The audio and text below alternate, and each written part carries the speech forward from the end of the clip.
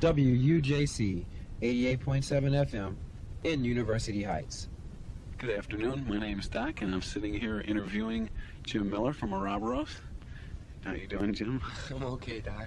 I'll tell you what. Why don't we start off by telling us what is the correct pronunciation? The Greek pronunciation of the name is OROBOROS. It's spelled O-U-O-R-O-B-O-R-O-S. And we dropped the U out of the name because it was too confusing, and also we want a little bit of we like the symmetry of the way the letters were shaped, and so we dropped the U. So if you take it literally, it's Ouroboros. So you folks can call us Ouroboros, OROBOROS, or whatever you want to call us. Anything you want, as long as they count, huh? Yeah, there you go. Well, I know I've heard a million different pronunciations. That's why I asked. It all means the same thing, pretty much. It means a snake that bites its tail. Snake that bites its tail. It's a symbol for continuity and change all in one. It's sort of a yin and yang symbol. It's a symbol for birth and death, and just the whole cyclic sort of the way that the earth turns. As the earth turns, this sort of thing. And it's in every culture. Carl Jung brought it out in the 20th century again, and the word itself comes from a 3rd century Gnostic Christian sect, and it means the snake that bites its tail. They were alchemists, and they were trying to change lead into gold in a manner of speaking. Actually, they were looking at man's soul, saying that man can change the good into the bad, or vice versa. He has the power to do that. Right. It's a like the phoenix rising from the ashes sort of imagery. Yeah, it's a lot of things. It means a lot of things. But like I said, it's in every culture. In an Egyptian culture, Irish, American Indian, the Hopi Indian have it. Well, I know I like the name, and I like the logo. The black one. That's a real nice. Yeah, the new one's more our style. For sure. Yeah. So, well, why don't you start off by giving us a little history of the band? When you start, I know you're a little older than 3 years, if I'm not mistaken. Going on 4 years now. The actual inception, I think, came about. 3 of us have been hanging out together for an awful long time. Me and Bill, the other guitar player. Maybe I should go over the people's names first. Well, Bill Colgan is in the band. He's a writer and sings and plays guitar, lead and rhythm. Gary Maxwell is the other writer, and he plays bass, and he also writes, like I said. And there's myself, Jim Miller. I write and sing and play lead and rhythm. There's Mary Beth Cooper, who sings. What's her real name? Is it MB or? Well, MB's there, yeah. Mary Beth. That's her code name. That's her code name there. And she sings, and she actually does a little writing, but she hasn't come out with anything lately. We have an awful lot of writers in the group that could. I think that the Wellspring could give us quite a few ideas. That's one of the things that keeps us going. When we stop, we get into the Ouroboros flow of things, and we start eating our own tail, so to speak. Things get old. All of a sudden, other people come up with newer ideas and keep us going, keep the whole thing regenerating. And no relation. He plays piano. Rob Luoma plays drums, and that's it. You've been together for about 3 years. Well, your beginning was in November '81.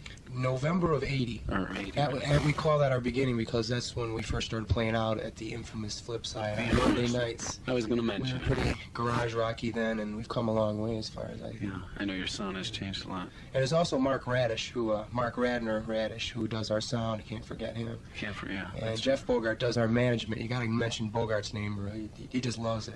He gets a little ego boost, You're out there, Jeff. Yeah. So, and let's see, well, Bill and Gary started the group. We had tried to get a group together for about 7 years, and nothing came about. We traveled out west and tried to do it. It didn't work out there. And I was living out west by myself, and I came home for a 2-week vacation. Vacation away. And never went back, huh? Never went back, and they had the band together, and I stayed, and that was in the summer of 1980. And the group's pretty much stayed intact. Gary took over bass after one of the members left. Ned left. Ned Califat left, and Kevin Kennedy stayed with us for about 6 or 7 months, and then that's when Rob came in. And we've been together pretty much for the last 3 years, the same core group, yeah. And it's doing real good, I mean, I can't. If I start looking at expectations on it, then I'm in trouble, you know, because you start looking at record contracts and wishing Yeah. that you had this and that. And I'll tell you, we're making a lot more money than we did last year. We have a bigger crowd, and I got to stop here when I mention the word crowd, because our crowd, to me, is what keeps us going. We have a really great crowd. Yeah. And the interplay between ourselves, the musicians, and the crowd is what really makes it. Last night we played at the Euclid Tavern. It's a good example. Well, the Euclid Tavern's home for us when we're not. Now, last night, that's Friday. the 20th. Right, the 20th. Because this is being recorded in advance. Yes, So that's April 20th you were down at the tavern. right. And it was a real one of those magical nights that the group and the crowd were, you know, in sync. And it not in the sync, but in sync. In the sync. And it was a real magical night. And one of the nice things that's happened is because our crowd has grown, and because there's still the core group of people that have seen us since the inception, we are able to do our originals and get away with it, so to speak. But the people really like it. They dance just as much, I agree. as much to our covers. Yeah, and probably to many of them, they don't even know some of them are covers, because I know not all the songs you do are, you know, among the covers you do, not all of them are the hits. Right. so to Well, speak. yeah.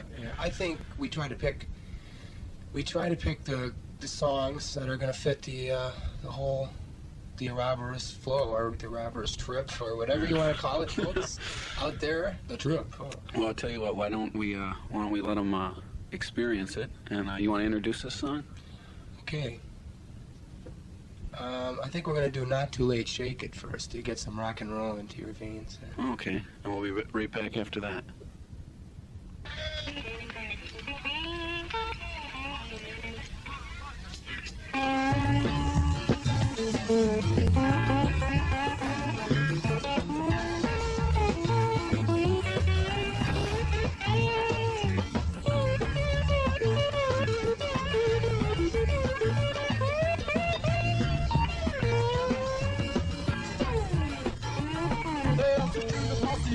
Wave on my mind.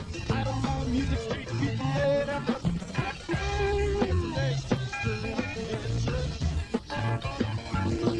There's a light that's in your eyes. My feet are true for lies. Say yeah. I wish you said yes. Hail to those old champion wheels that let me hear. Better pay a favor to me. Say the phrase is bad up the nation.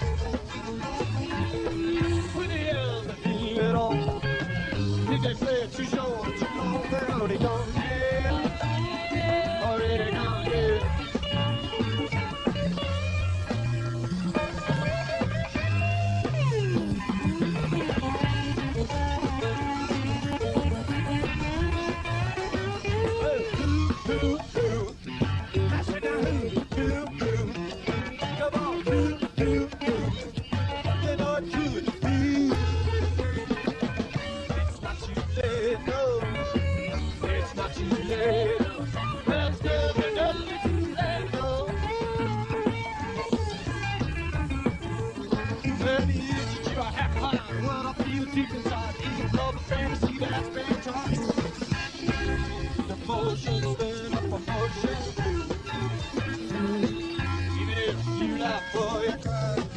Give it all you got now. See you die, yeah. See you die, yeah. Who am I to ask why? My feeling message, it's in the high air. It's in the high air. Come on, yeah.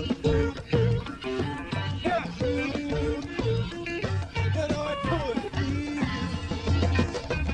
It's not too late.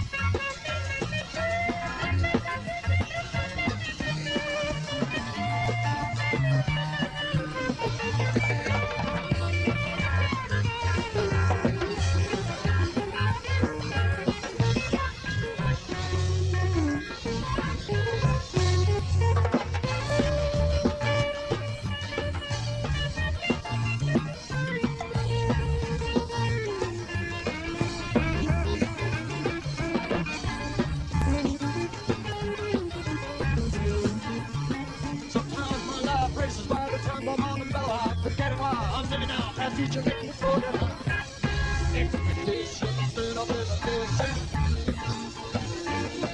Don't plan it out too far. I know that's where it's started. That's where it's started. That's where it's started. There's a dream across the ocean. There's a wave on my mind. I don't want music, street people playing and living. Imagination instead of creation. There's a light in my eyes. My feet, the truth of lies. Used to say, I used to say,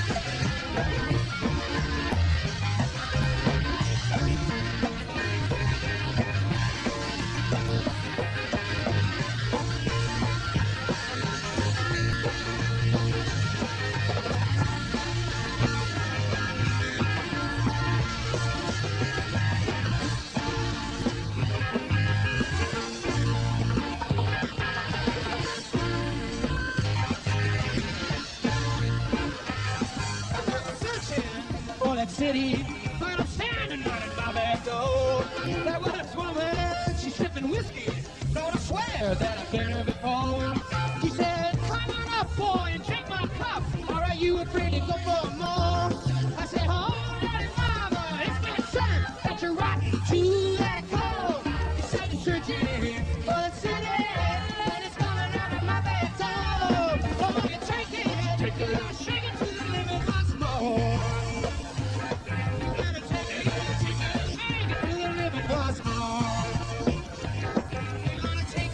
Take it, shake it, yes. You gotta take your soul. Shake it, shake it. You gotta take your soul. Take it, take it. Gonna take it, gonna take it, shake it, gonna take it, shake it, gonna take it, shake it, gonna take it, shake it, gonna take it, shake it, I'm gonna take it, gonna take it, shake it, gonna take it, shake it, gonna take it, gonna take it, shake it, gonna take it, gonna take it, shake it, don't make it shake it, I'm gonna take it, shake it, take it, shake it, gonna take it.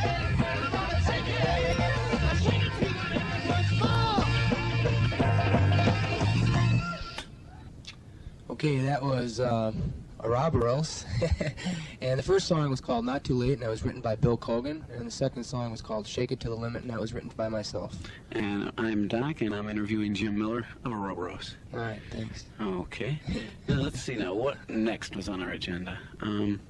Okay, why don't we get into your influences? Because I know you do a certain percentage of copy tunes, Right. Allman Brothers, Dire Straits, Yeah, Grateful Dead. Yeah. and Yeah, those are our influences. Of course, I guess I have to go back to where I started listening to music, and that was when I was about, the Beatles.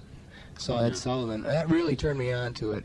you remember Ed Sullivan? Yeah, I remember Elvis too, but it's, it was the babysitters would turn on Elvis and some of the popular stuff. And run and jump on that. Right, oh God, they were into Elvis. I was like 5 then, and but what really turned me on was when I was about 9, and the Beatles came out. I saw Ed Sullivan. The next day, I really wanted to play guitar, and they just blew me away. Really, Yeah. They blew me away, and that's how I got into it. Listening to the Beatles and the Rolling Stones, and as I got older, the late '60s, early '70s had it was quite a time for music, and that's pretty much where my influence is. So did you spend your Fridays and Saturdays at Hullabaloo, or? Oh, sure, yeah. Yeah. Damnation Adam's Blessing, and we used to see James Gang and go out and see the Raspberries, and before they were the Raspberries, the Cyrus Erie, and one of our favorite bands was Freeport. They were a real good band. In fact, I think one of the drummer plays for Pat Benatar now. And so Cleveland back then, there was a lot of places for younger kids that were under the age of drinking age to go and have a good time. And have a good time. There's dances all the time.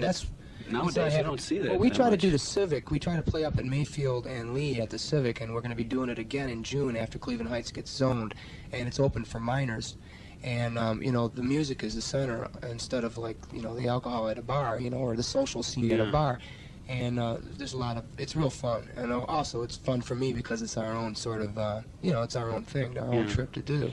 But as far as kids who are underage, what can they do? It's a Coliseum, pretty much. Yeah, it's a different thing now. It's a different thing nowadays. Local music's not in access to the younger people. The high school crowd. Yeah.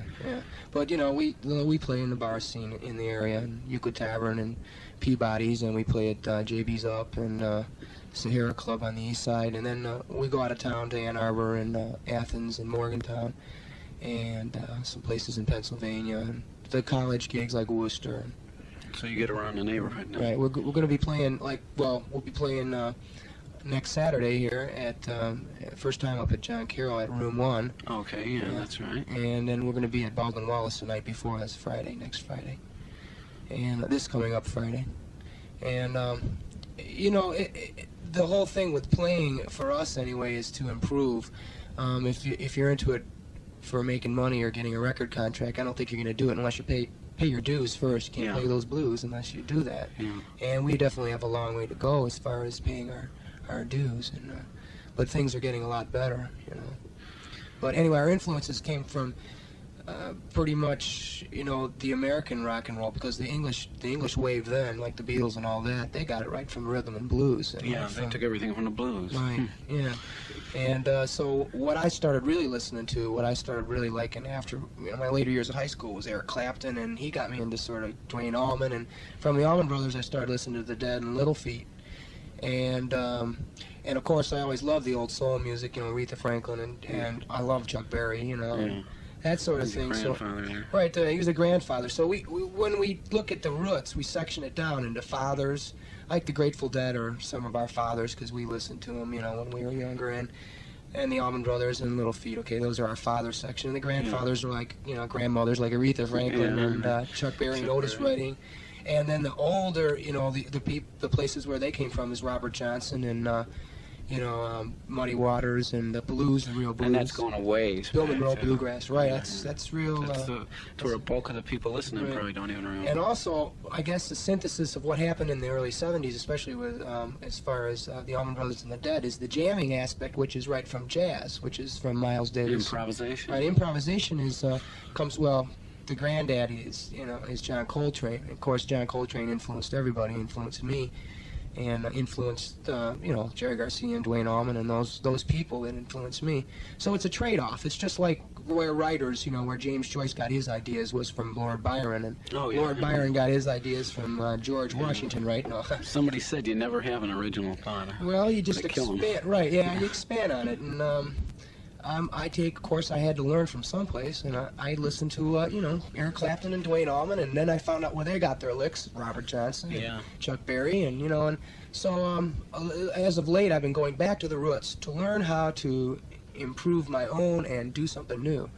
And OROBOROS goes all the way from root music to electronic music. Myself and Gary are taking a class from Rudolph Bubalo, who is an incredible, God, what a guy, down at Cleveland State, and it's just, teaching me a whole lot of things. What does he teach? He's teaching theory? He's teaching, theory and electronic music, but electronic music and how to compose it. And instead of just doing it arbitrarily, you can, there's a way to do things, to take sound events. I'm learning about sound event. I'm going down the street listening to birds and cars go by and considering them as music now, and it's really good for me. And I'm also learning to work to synthesizers, and he doesn't have any digital things. And it's sort of fun, we live in an age where we can go back to the roots and get some of that old soul feeling, but then use synthesizers and computers to expand, right? So when we get some money someday, maybe we'll be able buy to... a synthesizer. Right, yeah, sure, we'd like to get that incorporated into our thing. Yeah. But use it to our own advantage. Okay. Okay, well, you feel like playing another one of our songs? Sure, my pleasure. All right, Doc, great. Well, this one's called Snake of Good Fortune, and it's a song I wrote. Okay, we'll get to it.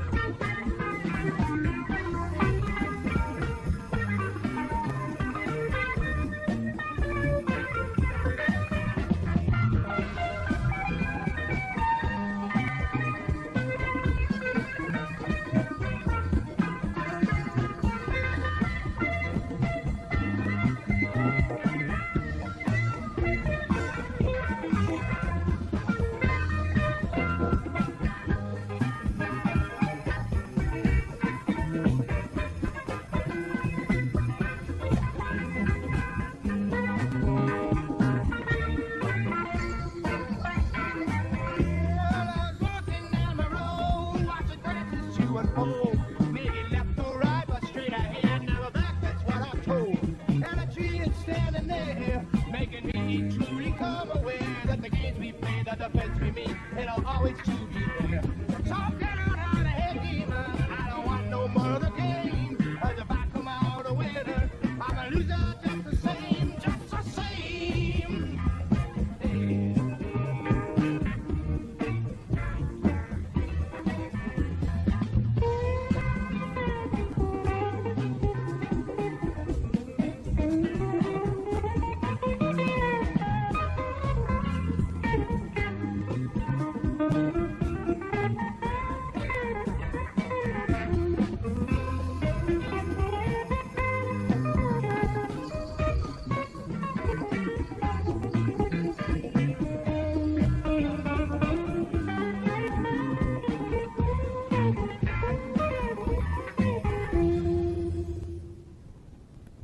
Okay, that was Snake of Good Fortune. There's another OROBOROS song, and it's also called Agathadaimon, which means old man of good fortune. It's a Greek word. It's an archetypal word, a Jungian archetype. Is there any reason for the Greek always popping up around? I don't know exactly. There's imagery in all words, so we have a lot of metaphorical imagery, and I don't really know why I picked that. I saw it in a book for that song. That song truly sprang from my subconscious. It truly did. It, on one level, it's about my struggle, my own struggle with in bars, the bar scene, and you know how society works and how men and women meet each other and how the games we play. And on another level, it's also my whole drug and alcohol problem that I had, or you know, I'm not doing. For me, I don't do any more drugs and alcohol. But that's, you know, for me, and they didn't work for me. And then on another level, it's a lot of other things. It's you know, it's up to the person involved. I don't really know why I wrote it or how it came out. And that's a lot of our writing is like that. In another song I wrote, "Sing It to Your Children," is who knows what that's about. Well, if you don't know, who does? Yeah, that's true. Well, an artist paints a picture, and it's in a lot of the percentage. The viewer is left up to decide what it is, and that's what our art is, anyways. You know, we write the song, we play the music, and then it's up to the person involved listening to it to decide what they want to do with it. Or interpret it in their own way. Yeah, they can do what they want with it. As far as I'm concerned, it could be about Mickey Mouse growing up in Disneyland. I really don't know. Hey, So, who knows? That might be. Really similar. But then there's songs that are that have a definite point to them. I think Different Feeling has a definite point, a little political point to it, and sort of a Nothing wrong with that. It's right, America. sort of a reggae trip to it. And it's funny because somebody mentioned that we're like a white reggae band as far as our soul is concerned. You know, OROBOROS is a lot of things to me, and one of the things is it can be very heavy and it can be very light and happy and fun. So, you know, it's like we write songs that are real, you know, fun, you know, like Shake It, you know, it's a fun song, and North Coast Water's another one that's a fun song. And then there's songs like Different Feeling and Agathis that are a little bit on the esoteric and heavy side, or whatever you want to call it. Well, you gotta have both, I guess. Yeah. Why not have a balance? Yeah. Gary writes some really great songs. A tongue-in-cheek song, Judgment Day Blues, he wrote. Maybe we'll be able to play that, I don't know. And it sort of speaks for itself. It's funny, but it's still a little serious. Yeah, It's a little bit of satire. Yeah, well, we need it. Yeah, all those songs I just mentioned are pretty much going to be on the album. We're going to be going in the studio hopefully in August. And all this is all hopeful. We do have backing, but you know, I don't want to jump to any conclusions until it's done. But we do have plans to do an album, and We can look forward to that. right. Well, we're real excited about that. It'll show that people that we're not just a cover. A lot of people will classify anything into something they can understand easily, and unless they go and see it or experience it, they don't know what it's about. And like I've heard people say, "Oh yeah, you guys are this." Yeah, well, you might have gotten caught with that in the beginning, huh? Yeah, With that cover band name in the beginning. Sure. We played a lot of Grateful Dead, and a lot of that came out, and sure, we loved the Dead, you know. But they influenced us, and so we play, you know. Well, you said some of their stuff. The percentage of your own material is what'd you say? About 40%. About 40%. Okay. And it depends on some nights. It's right. It's a little bit more, and it's getting more, and you know, hopefully, if things go. You know, we'll be able to open up for some people and start being able to do our own shows. But you know how it is, you know, and I'm sure you musicians out there know how it is. You have to play either the cover stuff. That's why we have a hard time until people come and see us. You know, bar owners will say, "Well, what are you guys? New wave?" But that's another classification. You That's know? another, yeah. American New Wave. Right. The name hippie was a media word for something that people couldn't describe because they couldn't experience it. Yeah. And new wave is the same thing. Are you guys new wave? Are you guys punk? Are you guys reggae? Are you guys blues? Are you guys hard rock and roll? No, we're what we are. You know? And you have to come and hear it to see. You gotta give them a name though, huh? For some reason, people like a name. That's why we say we're an American rock roots and soul band, and we're taking the rock, soul roots, and we're using it, and we're taking it out. And you can come and have a good time, and maybe do some dancing. Sure. No. Oh yeah, the dancers love it. Yeah. Right. Okay. Well, you want to hear another one? Sure. Okay. Well, which one are we gonna hear? I think we'll hear Different Feeling in Me. Okay. Good enough.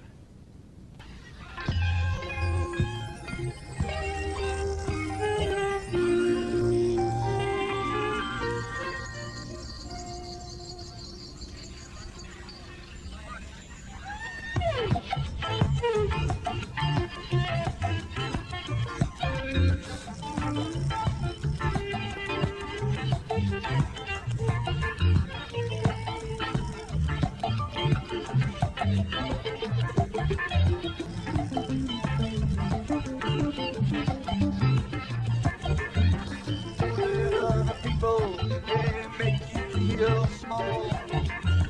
They just their way to make themselves look tall.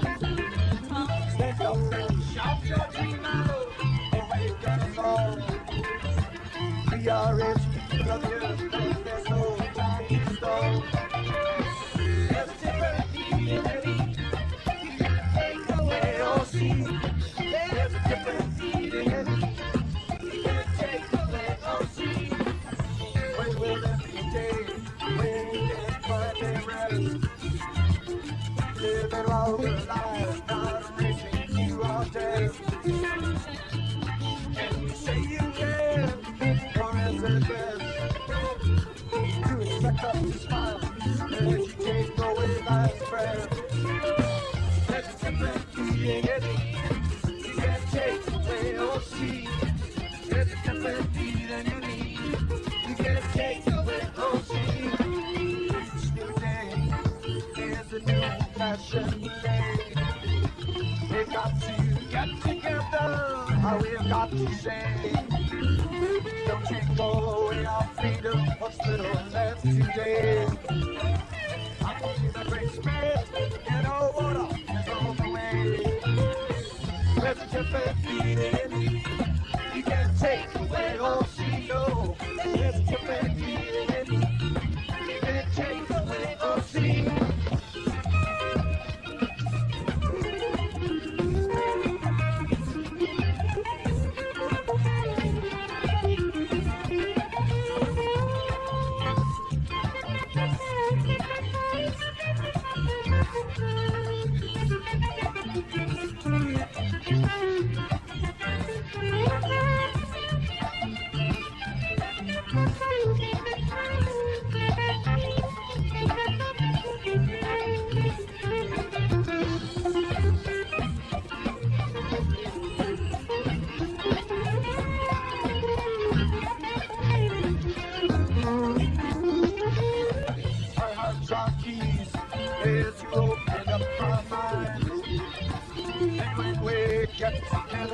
We must search and find. OROBOROS, take on knowledge. We must unwind. To strike out injustice. We can't be blind. There's a different feeling. You can't take away or see, no. There's a different feeling. You can't take away or see.